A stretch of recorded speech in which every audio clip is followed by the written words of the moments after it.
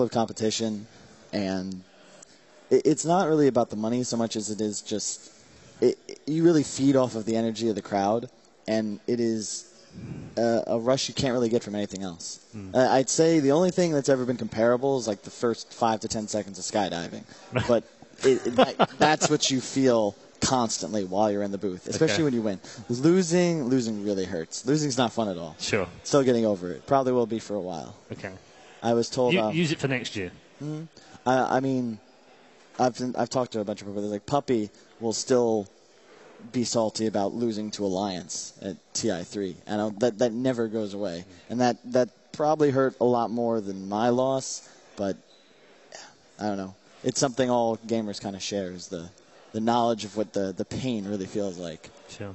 Okay, so great insight as well, because obviously it's difficult for us when we're watching that. Yeah. We comment and we say how bad you've played or how well you've played or whatever, and then you know that's tough when you're in there losing a match.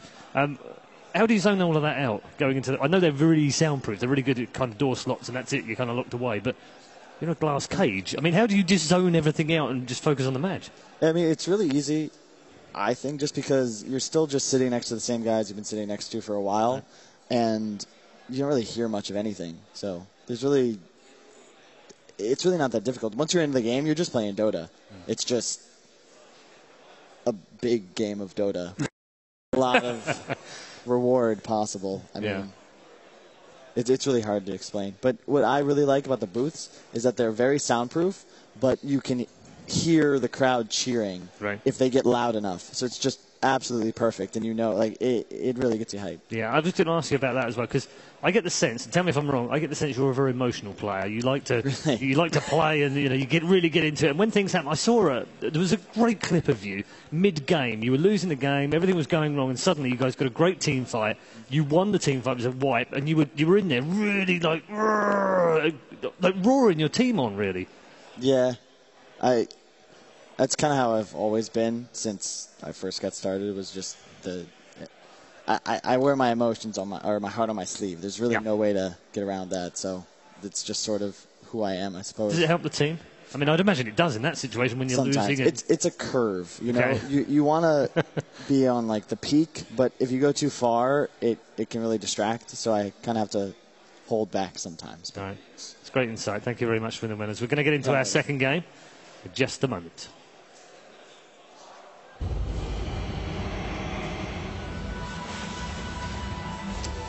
Thanks. Virtus Pro versus Team Secret. Game 2. As the man says, Game 2, draft is underway. So I'm going to stay with us, take us through the draft with the guys, Wagger and Malini. And, of course, Pyrian. Yeah, I'll shut up then, okay. Incoming Reddit thread, Swindleman's just the best desk guest I've ever had. He should win every time. Guaranteed. That's only because the competition's so low. Whoa! He fits in the shots. I mean, Red Eye just sets the bar so low. I don't know. I have a question for you. As a resident pause expert, how did the pause affect you during the game? Oh, I mean, it was no big deal. I mean, we had just lost a series the other... I was playing the same hero in the same situation, and then we lost. It wasn't fun. It's not the reason we lost. And I mean, but you can't like focus on Dota because you can't look at your screen. You know, the crowds around you. In retrospect, I should have said, just leave. No, like drag me out of the booth. I'm sitting here like in the game. You can take them away. We're staying here, but oh well. Water under the bridge. Draft. Yeah, 4 picks already. Fairly standard so far. Very quick picks as well. So Lina was the first pick. Quick. Queen of Pain Darkseer reaction picks, and then of course Shaker. Just a great combo with Lina and Deny against this Darkseer as well. These teams really know what they want. That was super quick first phase. You guys actually utilized Darkseer a lot in the group stage. Do you think that other teams undervalued him at that stage of the international? I actually think we might have undervalued him as well. I mean, we picked him, but we were consistently getting him 3rd, 4th pick, and I believe just now, and specifically, was it the EG eHome series? I think eHome first to Darkseer twice, if I'm not mistaken. So he's got a lot of counters, but one of the main ways people used to deal with him was to pick a support like Bane or CM with like a Bloodseeker. And he actually can't lane at all, specifically against Bane, but those heroes have kind of fallen out of favor, and he's just kind of sitting in the offlane throwing ion shells, getting a lot more than most other offlaners. We even saw in one game, I think it was here at the main stage, where we saw Skywrath being picked once, and it was purely reactive to a Darkseer as well. I mean, Skywrath, not the hero of this patch, but it can be good in some scenarios. Harassing a Darkseer is super important. Yeah. If he gets the levels, he can take over. It's funny because in the meta there's so many different just heroes. So Skywrath is great, but then they're running a Spear Breaker with the Darkseer, and you're very grim life after that. Exactly, it can definitely backfire. You don't want to have squishy heroes in general in this meta. That's why we see so much Tusk, Darkseer, Spear Breaker, tanky heroes in general. Yeah, but that's why most teams, specifically EG, I think they opened actually Lina, Shaker, Dazzle yesterday, and it's really hard to sort of discern where they're going with the draft. Secret's one of the, if not the only team that's really confident. They'll just pick their 3 cores right off the bat. You know exactly what they're going to do, but it's just a rather well-rounded and reasoned draft so that it makes sense, and they can't really get trapped like other teams will. And that's really, personally as a drafter, what I fear when you're early picking all your cores is you don't really have the same versatility anymore. Yeah, exactly. That's always the decision as well as a drafter, if you want to show your course or if you want to, wait with that and pick up the supports first. But sometimes showing a few supports and your core is that's gonna reveal more to what you're actually doing. Sometimes you see the course, but you don't really know what's gonna be roaming around. If it's gonna be a defensive combo of supports or aggressive. There you have it, the third pick Luna. So yep. they you know what they're doing straight off the bat. I'm surprised they're still going to the Luna, and I'm also a little disappointed we didn't pick the hero because it's Han bread and butter right there, man. I think early game Luna can suffer a little bit to mid Lina. It really comes and just drops the Laguna on you, and you can die so quickly, which is dangerous for Luna's ultimate. You want to have a long, nice ulti to drop out. It's just it really works with the way Secret's trying to play this game. I mean, you can already look, their team fight's going to just be absolutely massive. I expect them to just pick probably a defensive support for Puppey, as he's known to play, and who knows with Kuro. I think Rubik and Wyvern both banned. He's played both of those heroes with a lot of success this tournament, so I don't have any predictions just yet. And I'm also, who knows what VP is going to do. I don't really know what traditionally is good against Luna other than, as you said, just Chaos burst. Knight. Chaos Knight? They really like the Chaos Knight. I like that. I've seen them pick it versus some weaker carries like Anti-Mage, but they don't really have good wave clear. I don't know. I have a hunch. Yeah. They could maybe do it. I mean, that would be a very VP thing to do. Other heroes that counter Luna is like old stuff like Void, but it's not in the meta at all, and it's so hard to run. His ultimate's so bad. Yeah. It's so hard to use him. It's really not enough. And that along with the fact that he doesn't have wave clear, because right now it's so much about fighting early on. Even the carry will run right into the enemy team and fight. So you need to be really quick at farming when you're doing that. Else your lanes are just going to pressure you. CK looks amazing if you think about it right now.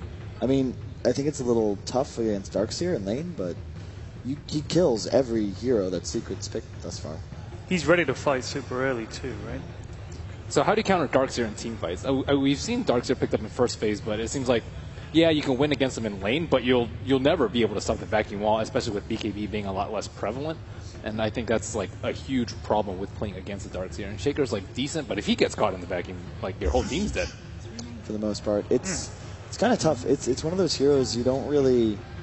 I don't think there's a de facto hero that you see a Darkseer, you go with something else. It's sort of like a Shaker with the exception of Rubik. Visage pickup, I like it. That Visage is very VP style, so that gives the possibility for a very strong Trilon if you want to do that.